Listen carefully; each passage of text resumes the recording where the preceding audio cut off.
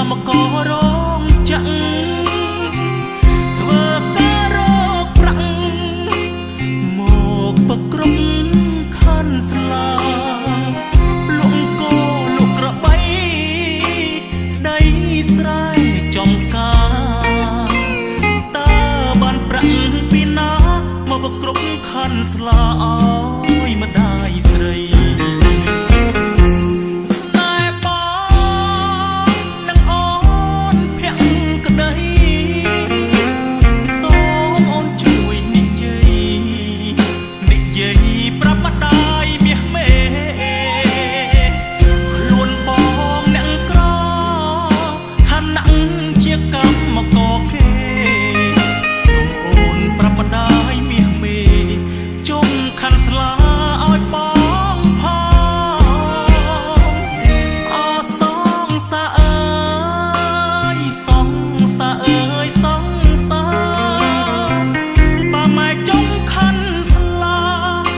តាអូននាងប្រាប់បងខំរកប្រាក់ត្រៀមខាន់ស្លាទុកផងសង្ឃឹមអូនមិនបែកខ្នងបងនឹងនួនល្អងនឹងបានរស់ជុំគ្នា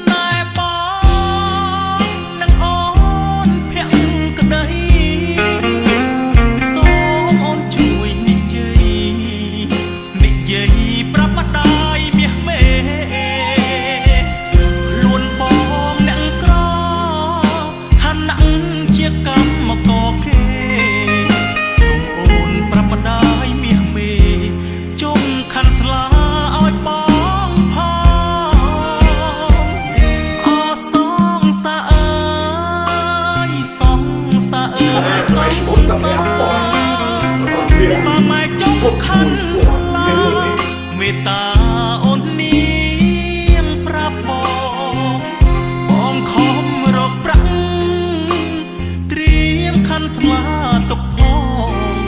សង្ឃឹមអូនមិនបែកខ្នងបងនឹងនួនល្អងនឹងបានរស់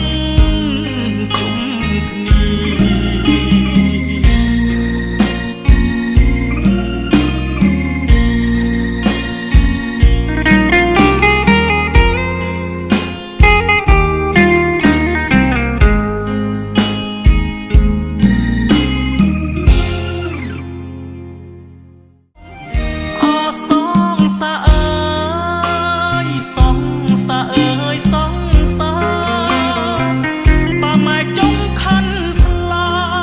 មេត្តាអូននាងប្រាប់បងខំរកប្រាក់ត្រៀមខាន់ស្លាទុកផងសង្ឃឹមអូនមិនបែកខ្នងបងនឹងនួនល្អ